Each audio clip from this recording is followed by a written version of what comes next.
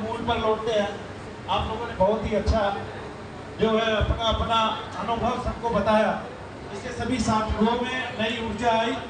और सबसे बड़ी बात यह है, इस ऊर्जा की आज आवश्यकता थी और समाज को इसकी भी आवश्यकता है कि मन भैया ऐसा कुछ करें, ऐसा लोगों को सिखाएं।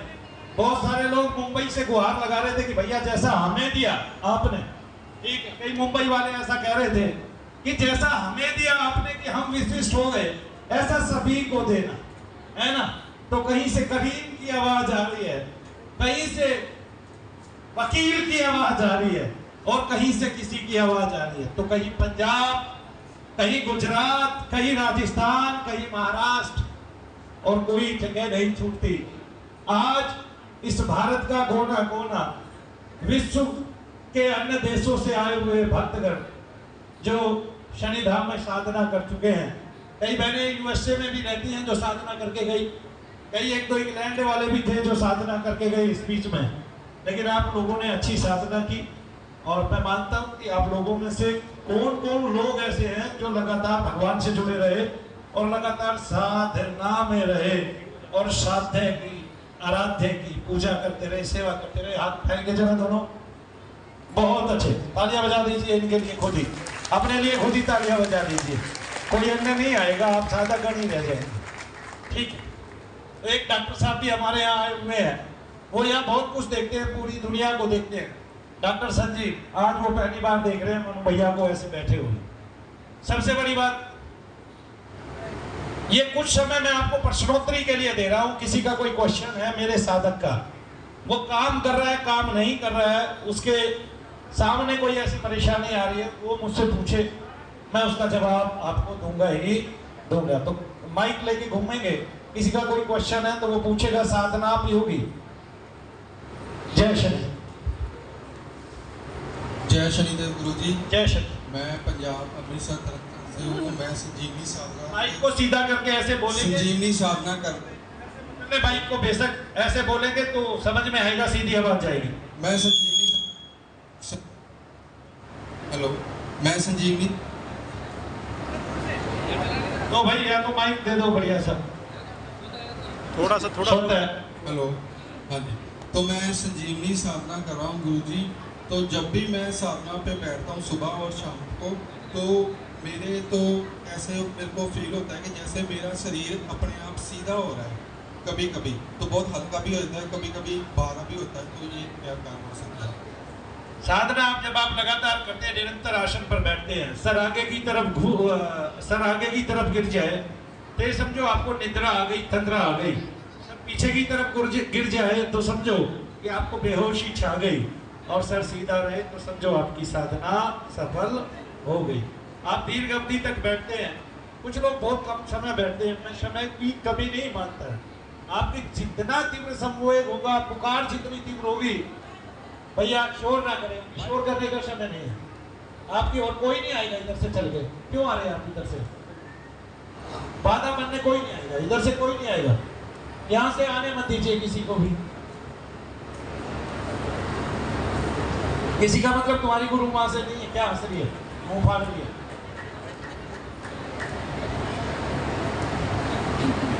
तेरी तरफ देखने लगी, मैंने एक किसी को बताने दीजिए। तो आगे सर गिर जाए तो निद्रा आ गई, और पीछे की तरफ चला जाए तो बेहोशी आ गई।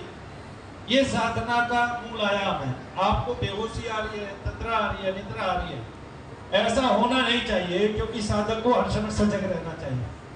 ऐसे एक बच्चा पढ़ता नहीं था, बहरहाल उसकी एक लंबी चोटी उसके पिता ने कटवाई, छुड़वाई, और ऊपर की कड़ी के साथ उसकी चोटी रोज बांध दी जाती थी। वो फिर पूरी रात पढ़ने लगा, फिर उसको नींद आती, झटका लगता और वो फिर जाग जाता है। इस तरह वो इस भारत का श्रेष्ठ बच्चा हुआ, श्रेष्ठ साधक हुआ और श्रेष्ठ पढ़ने वाला हुआ। तो ऐसा भी हो सकता है, अपनी चोटी छोड़ के बांध लेना रस्सी से, अगर निद्रा आ रही है, बेहोशी चाह रही है। बहरहाल साधना की ये बात है कि साधना में कमर जितनी सीधी होगी, रीढ़ की हड्डी आपकी जितनी सीधी होगी, उतना चक्रों में ऊर्जा का प्रवाह जो है वो विशेष तौर पर, उस प्रवाह को आप रोके नहीं। सत्य बातें पढ़े। जब आप साधना में होते हैं तो ये समझिए कि आपको इस समय जितने भी सच्चरित्र हैं, जितने भी महात्माओं की जीवनियां हैं, उनका जो भी जन्म से लेके अंत तक समय रहा है भगवान के साथ, ईश्वर के साथ, उनके जितने अनुभव लिखे हुए हैं उनको पढ़ना जरूरी है। जब आप पढ़ते हैं तो जिनके सत्य अनुभव है उन पे बार बार आपकी रोमावलियां पुलकित होगी, आपका गात्र जो है वो कंपन पाने लगेगा और जगह जगह स्फुरना होगी, फुदकने लगेगा ऐसे। तो आपको इससे आपकी आत्मा जो है वो उच्चतम अवस्थाओं में आती है, आपका अंतर का जो प्रकाश है वो बढ़ता है, वहाँ अंधकार नहीं रहता है। इस प्रकार से आपको साधना करनी है। जय श्री।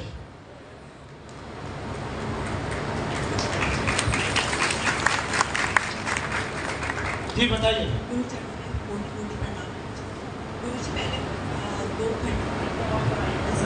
पहले तो 2 घंटे से ज़्यादा बैठ नहीं पा रही थी, तो संजीवनी साधना करने के बाद से 8 से 10 घंटे में निरंतर कर पाती हूँ। गुरु जी मेरा सिर्फ एक प्रश्न है कि इतनी साधना करने के बाद, सब कुछ करने के बाद भी कभी कभी नेगेटिविटी, कभी कभी कुछ ऐसी चीज़ जो कि आपके आसपास नहीं है पर आप घर पे ही हैं, कोई बाहर से आया तो उसके साथ कुछ चीज़ ऐसी आती है कि जो आते हैं आपके पास, कभी कभी आपको दिखता है कि वो बोलते हैं कि मुझे अपने जानते हो, कि मुझे थोड़ा सा जानते हो, थोड़ा सा जानते हो। ऐसा मेरे साथ हुआ जब वो रातराज में मैंने पूजा की। दूसरा कि नज़र जो अभी भी कोई ना कोई टोक या नज़र अभी भी क्यों हमें कष्ट देती है या आती ही आती है, साधना करने के बाद भी, दिव्य दर्शन होने के बाद भी, हनुमान जी के दर्शन होने के बाद भी, मतलब डेली कोई ना कोई अनुभव होता है, दर्शन होते हैं, सब कुछ होने के बाद भी ये 2 चीज़ें क्यों हमारे ऊपर वापस आती ही आती है। जी जय श्री देव। हम ईश्वर तो है नहीं, अगर गले घर में मच्छर है तो काटेंगे कि नहीं जब तक उनका उपाय नहीं किया जाएगा। उपाय एक ही है, आप 24 घंटे या तो साधना में ही रहिए, तब आपको कोई चीज़ परेशान नहीं करेगी। किसी को भी अनुमति लेने की आवश्यकता नहीं है, जाना है तो दूर से चले जा सकते हैं। आज का प्रोग्राम ऐसा है, बीच में डिस्टर्ब करने की आवश्यकता नहीं है। मैं बार बार कह रहा हूँ तो किसी को आने ना दिया जाए, ठीक है, दूर से ही प्रणाम करके हृदय से भगवान को चले जाए। जय श्री देव। तो हम लगातार जब हमारी बैठने की क्षमता बढ़ती है, एक टाइम में मैं अपनी बता दूं, मैं 15 मिनट जब बैठता था तो मेरी जो पिंडलियां हैं वो बहुत भारी मात्रा में दर्द करने लगती थी। जब मैं कभी 1 घंटा या आधा घंटा बैठ जाता था तो मेरे जो है कूले भर जाते थे, उनमें दर्द होने लग जाता था। और मैं बताऊं कि मुझे एक गद्दी पीछे रखनी पड़ती थी, अगर नहीं रखी मैंने तो मुझे 15 मिनट में बैठ नहीं पाता था, और गद्दी रखने के बाद मैं कई घंटे बैठ जाता था। और शुरुआत में तो मेरे घुटनों में इतना दर्द होता था छद्र। लेकिन वही बात है ना कि जब 2015 का वर्ष आया, उस वर्ष में सवेरे से लेके रात तक यानी कि 18 घंटे 14 घंटे में एक ही आसन पे बैठा रहा, और उसमें भी जो है ना बिना किसी शौचालय जाए और ऐसे ही सवेरे से लेके रात तक निकल जाती थी। कई बार 14 घंटे 18 घंटे डेली का रूटीन सा हो गया था। तो ऐसे 1 से 1.5 साल में लगातार बैठा हूँ। तब थोड़ा मैंने जो है ना गति में परिवर्तन किया। किसी ने मुझे कहा ऐसे सारा शरीर जो है, एक लड़की बड़ी समझदार आई थी मुंबई से, चंद्रिका, उसने कहा भैया ऐसे तो सारा शरीर आपका जो है निढाल हो जाएगा, बहुत ज्यादा आप शरीर का बहुत ज्यादा उपभोग करते हैं और अग्नि के बिल्कुल सामने रहते हैं, तो आपको ये काम नहीं करना है। आप जो है 2-3 बार में आसन जो है दीर्घ अवधि का लगा लें। तब मैंने उसमें परिवर्तन किया। तो जब आपका अभ्यास होने लगेगा तब क्या होगा कि जो आपके आसपास निगेटिव तत्व है उसको भक्तों का आकर्षण होता है, इसलिए धीरे से भक्ति जो है सफल नहीं होती है। तो जब हम भक्ति करने लगते हैं, हमारे जितने मित्र होते हैं कुल के, वो एक एक करके हमारे पास खिंच के चले आने लगते हैं। और वो इसलिए खींचते हैं कि वो चाहते हैं कि उनकी मुक्ति हो, उनका उद्धार हो, और उनकी जिम्मेवारी हमारे ऊपर होती है। तो उसमें 2 कुल खास होते हैं, एक मातृ कुल और एक पितृ कुल। तो मातृ और पितृ कुल दोनों ही जो है, वहाँ के दोनों जो पितृ हैं उनकी जो तरंगे हैं वो हमारे पास तक पहुँच जाती है, हमारे पास आके खड़े हो जाते हैं। जब हम भक्ति करते हैं तो हमारे जप से वो उद्धार पाते हैं। अगर हमारा जप तीव्र नहीं है, संवेग तीव्र नहीं है और हम ही देव दर्शन नहीं कर पा रहे हैं, तो फिर असंभव सा हो जाता है उनका उद्धार होना। और फिर कई बार क्या होता है कि अगर हम कमजोर पड़ गए तो वो हमारे शरीर के अंदर आके हमें निढाल कर सकते हैं, और फिर वो अपनी मुक्ति हमारे शरीर में रह के मांगते हैं। तब हम कहीं कहीं जाते फिरते हैं, तब हमारी मुक्ति होती ही नहीं है उनसे, और उनकी तो होती ही नहीं है। क्यों? क्योंकि वो मुक्ति का जो साधन है वो केवल नाम जप है, यज्ञ है। और इस संसार में नाम जप और यज्ञ करने वाले बहुत ही न्यून है। दिखावा करने वाले ज्यादा हैं। जिन्होंने नाम जप नहीं किया वो नाम जप दे रहे हैं, जिन्होंने कभी कोई साधना नहीं की वो साधनाएं सिखा रहे हैं, जिनके अपने अनुभव नहीं है वो अनुभव करा रहे हैं। तो फिर बताइए तो फिर आदमी पाएगा कहाँ से?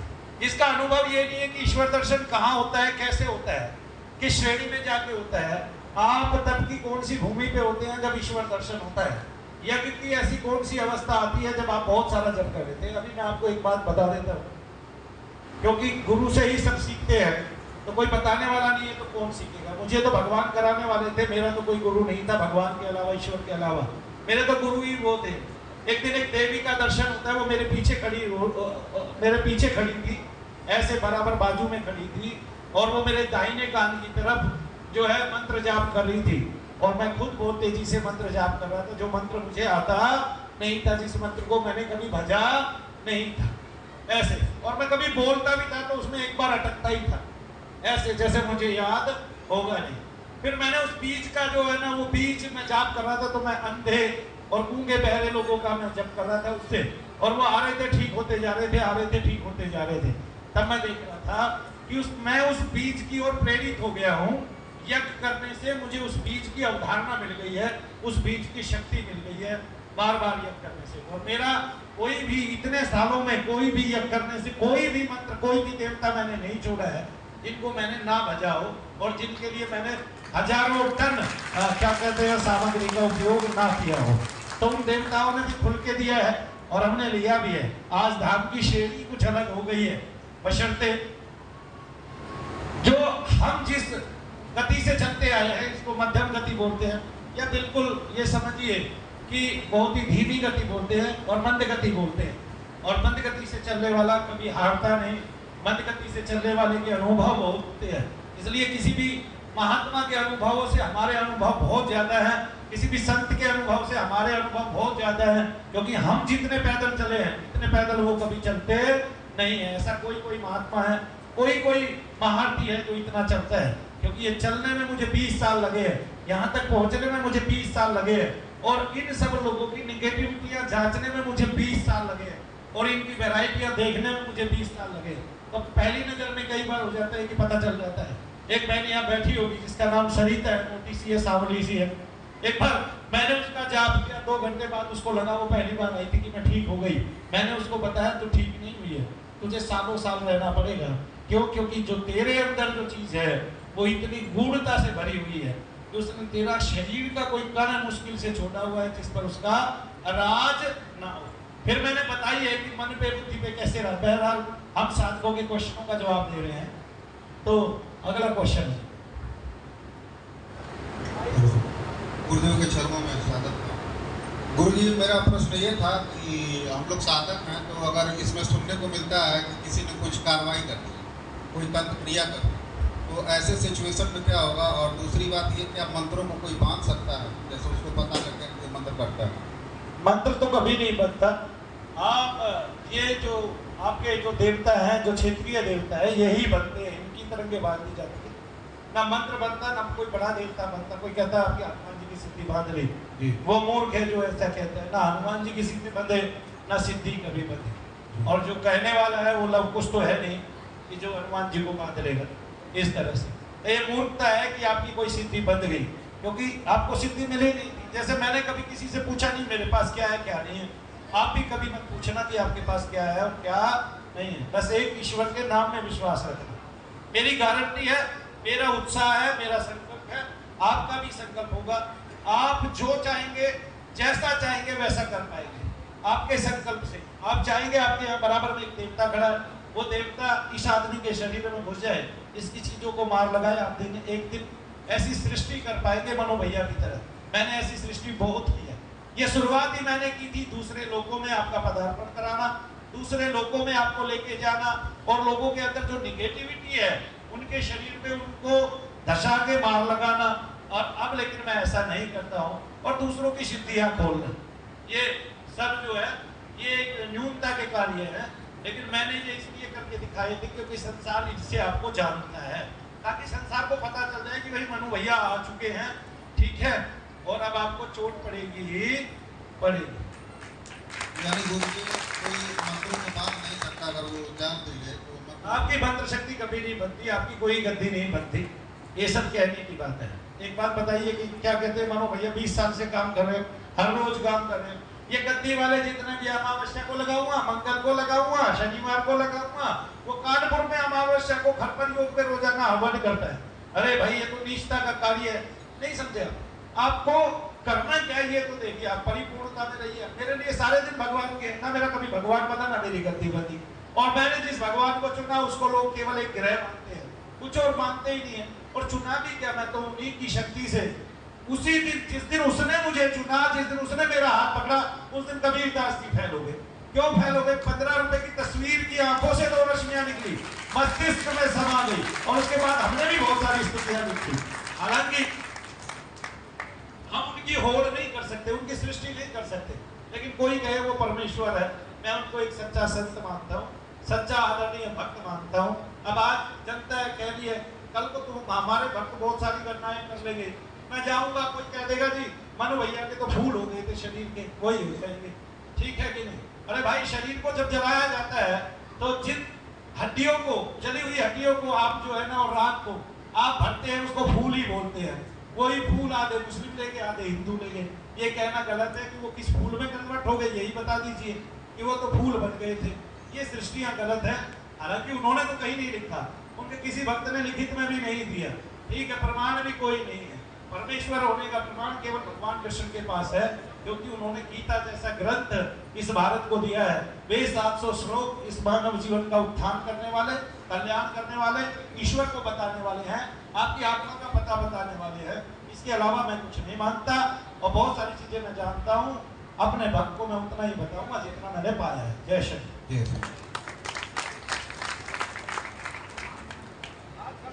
हाथ खड़ा करेंगे, माइक लेने पीछे।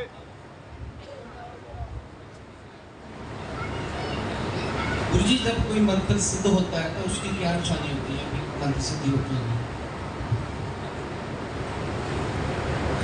मंत्र जब आप जाप करते हैं तो वो खुद ही बता देता है मैं सिद्ध हो गया।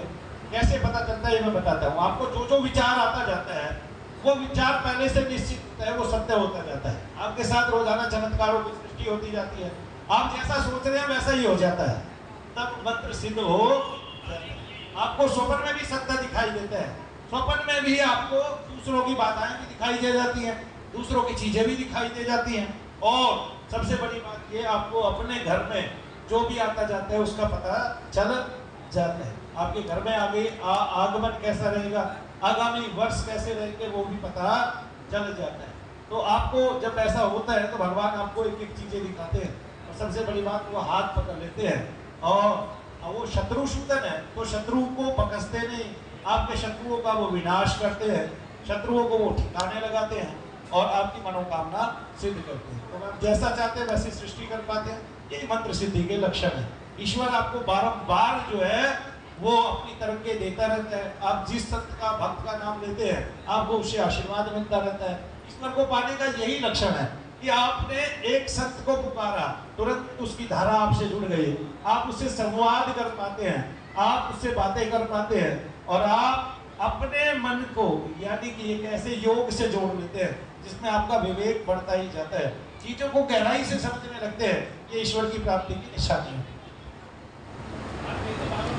गुरुजी जब मंत्र जब शुरू करते हैं तो 1 मिनट और 2 मिनट के बाद ही या तो बॉडी आगे पीछे घूमती है, या लेफ्ट राइट में, या फिर पूरी घूमने लग जाती है, वो गर्दन भी घूमने लगती है। पौधों के शरीर में जो सूक्ष्म शरीर होता है उसका एक उसकी जो परमिष्टि होती है वो कभी कभी ताकतवर महसूस होती है, यानी कि अंदर से ऐसे हिलता महसूस होता है।